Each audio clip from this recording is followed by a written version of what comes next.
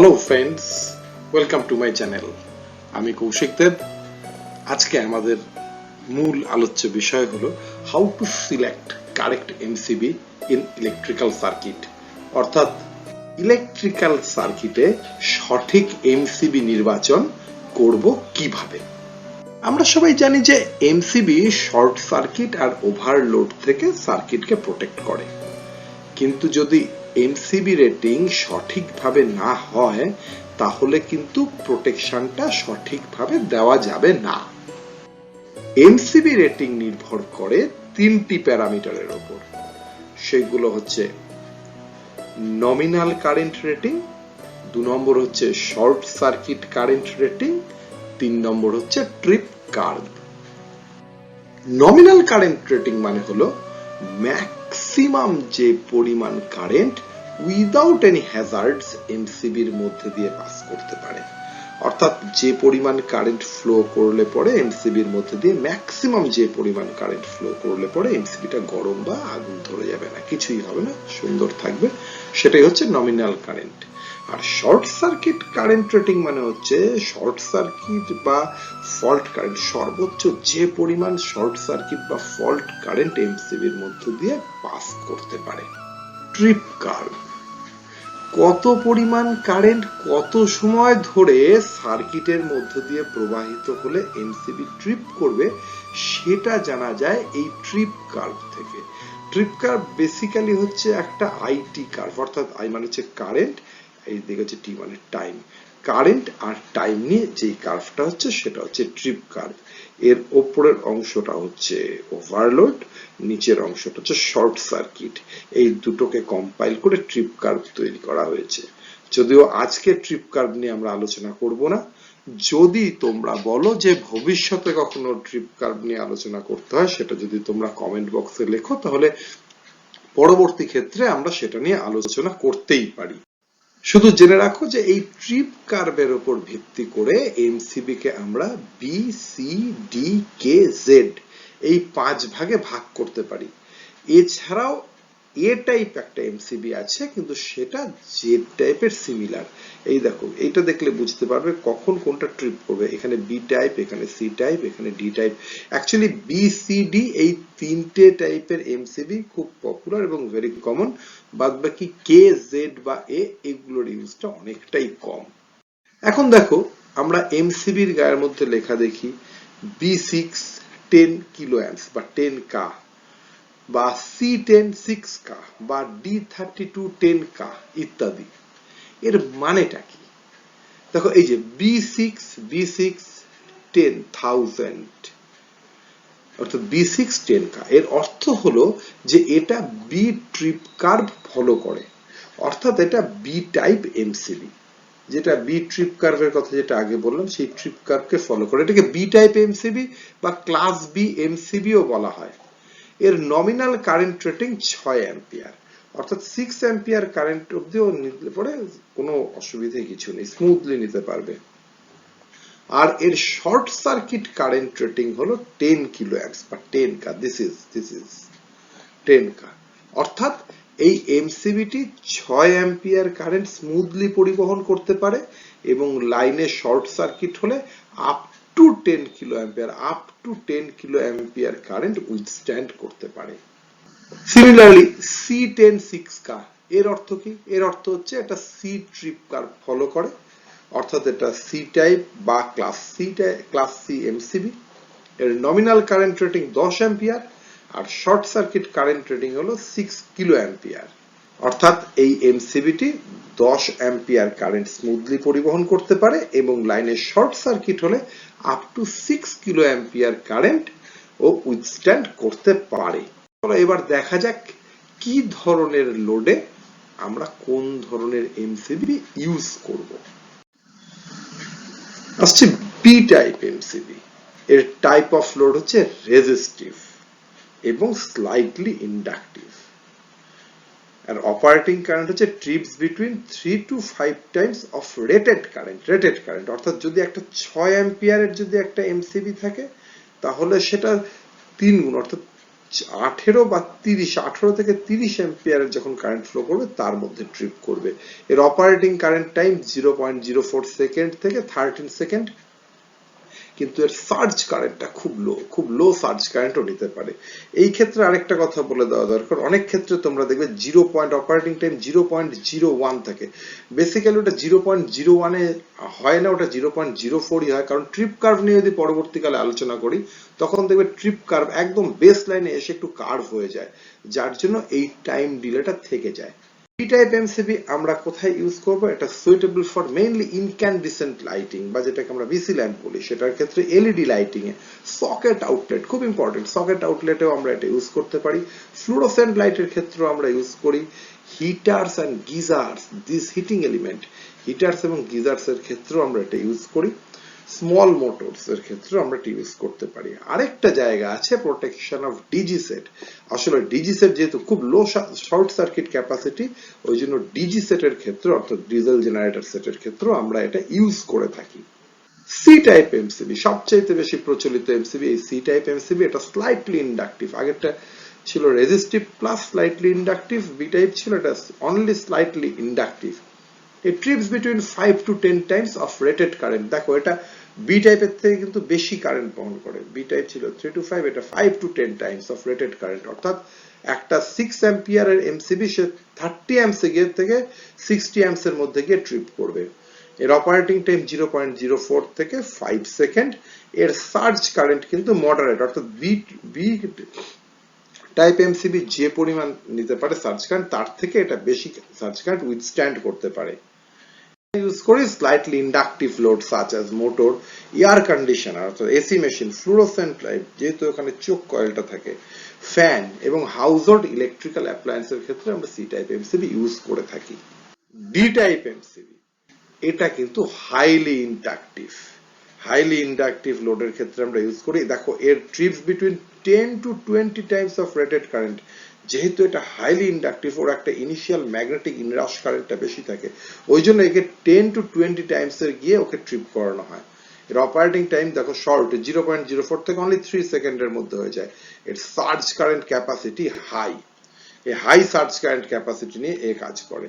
কোথায় অপারেট করে? Very high inrush inductive current, small transformer, welding machine, UPS, small motor and pumps, X-ray machine etcetera, এই সব জায়গাতে এটা ইউজ করা হয়। এর মধ্যে আরেকটা জিনিস যে কে টাইপ এমসিবির কিছু প্রপার্টিজ যদি আমরা ঢুকিয়ে দিতে পারি তাহলে এটা আরো ভালো প্রোটেকশন করে। কে টাইপ এমসিবি এটাও হাইলি ইন্ডাকটিভ, কিন্তু এটা 8 to 12 টাইমস অফ রেটেড কারেন্টের মধ্যে এ ট্রিপ করে, অর্থাৎ এও ডি টাইপের ক্যারেক্টারিস্টিক্স বহন করে, কিন্তু এ ট্রিপ করে যায় আগে, more sensitive than D type. এর অপারেটিং কারেন্ট 0.04 থেকে 5 সেকেন্ড। এরও সার্জ কারেন্ট কিন্তু হাই সার্জ কারেন্ট এ অপারেট করে। Inductive and motor load with high inrush current, এই হাই ইনরাশ কারেন্ট যেখানে আছে সেই মোটর লোডকে আমরা কে টাইপ এমসিবি ইউজ করি। নেক্সট হচ্ছে জেড টাইপ এমসিবি। এর টাইপ অফ লোড হচ্ছে হাই ইম্পিডেন্স টাইপ লোডের মধ্যে ইউজ করা হয়। Trips between 2 to 3 times of rated current, খুব সেনসিটিভ। এরও অপারেটিং টাইম 0.04 থেকে 5 সেকেন্ডস। এর surge current very low, because এটা খুব sensitive. Medical instrument, highly sensitive device such as semiconductor ডিভাইসে আমরা এটা ইউজ করি।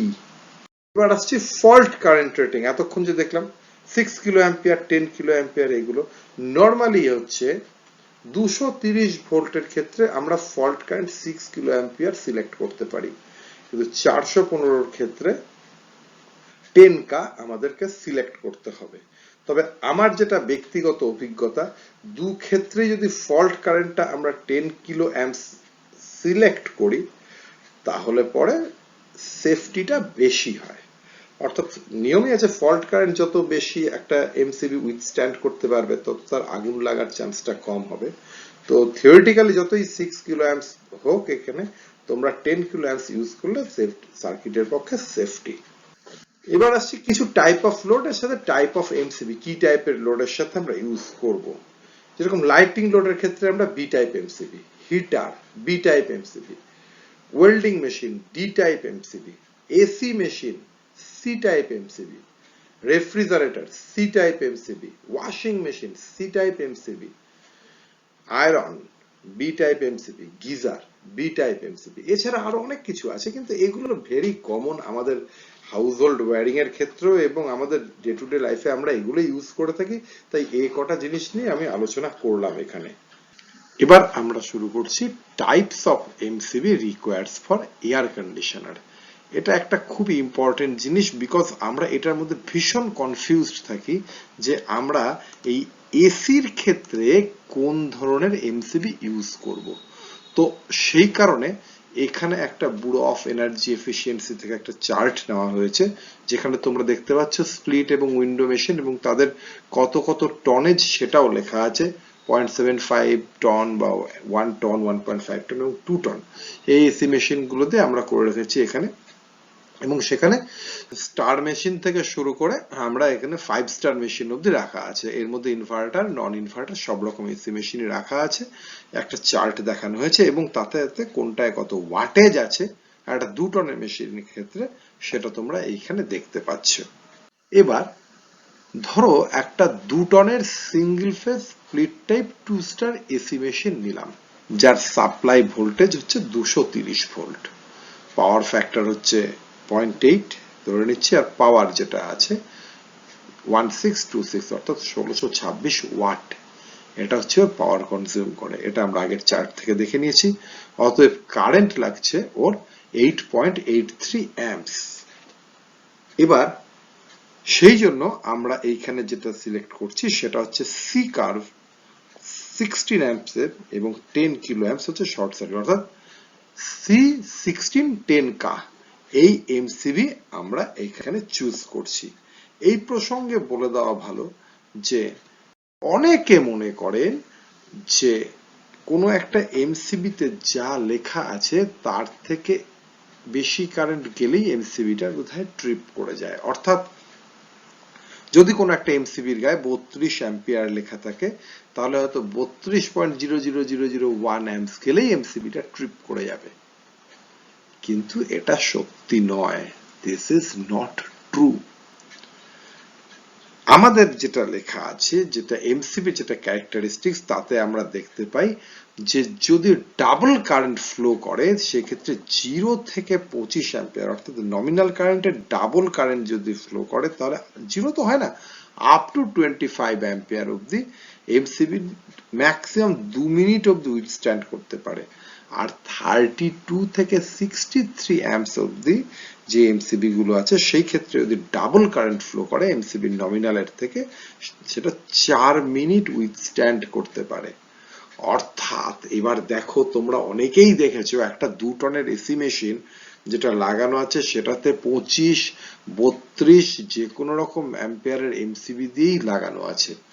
তাদের মনে হয়েছে এই ভুল যে স্টার্টিং কারেন্টটা হয়তো যদি এমসিবিটা যদি এসি মেশিন যেহেতু বেশি নেয় সেই জন্য হয়তো এমসিবি ট্রিপ করে যেতে পারে, কিন্তু বাস্তবিক চিত্রটা এরকম নয়। ধরো একটা এমসিবি যেটা তোমাদের এখানে দেখালাম যে একটা 2 টনের এসি মেশিন সেটা মাত্র 8 অ্যাম্পিয়ার কারেন্ট নিচ্ছে বা ধরলাম 9 অ্যাম্পিয়ার কারেন্ট নিচ্ছে, সে স্টার্টিং এ কত নেবে? ম্যাক্সিমাম 3 টাইমস, প্রায় 27 অ্যাম্পিয়ার কিছু সময়ের জন্য মাত্র। সেখানে তুমি লাগাচ্ছ 16 অ্যাম্পিয়ারের এমসিবি, তাহলে পরে সেক্ষেত্রে কি হচ্ছে, 16 অ্যাম্পিয়ারের এমসিবি 32 অ্যাম্পিয়ার দ্বিগুণ মানে ডাবল কারেন্ট অবধি সে প্রায় 2 মিনিট উইথস্ট্যান্ড করতে পারে, তারপর সেটা ট্রিপ করে যাবে। কিন্তু তোমার তো সেটার প্রয়োজন নেই, অর্থাৎ তোমার স্টার্টিং কারেন্টের ঝঞ্ঝাটটা মিটে গেল। তুমি কিন্তু আরামসে একটা 16 অ্যাম্পিয়ারের এমসিবি নিশ্চিন্তে লাগিয়ে দিতে পারো, স্টার্টিং এ কোনো ঝঞ্ঝাট হবে না। নাম্বার 2, আরেকটা ইম্পর্টেন্ট পয়েন্ট, তোমরা যারা ফিল্ডে কাজ করো তারা নিশ্চয়ই এটা অনেকবার খেয়াল করেছো যে এসি মেশিনের সবচেয়ে বড় প্রবলেম হচ্ছে কম্প্রেসার পুড়ে যাওয়া, অর্থাৎ কম্প্রেসারটা বার্নড আউট হয়ে যায়। এবার হয় কি, কম্প্রেসারের মধ্যে যে ওয়াইন্ডিং ইনসুলেশন যেটা থাকে কম্প্রেসার মোটরের মধ্যে সেটা নরমালি ওয়াই ক্লাসের হয় এবং এটা খুবই কম হিট ও রেজিস্ট করতে পারে। মোটামুটি ধরো টেম্পারেচার এই 50-60-70 এর মধ্যে গেলে পরে ওটা পুড়ে যায়।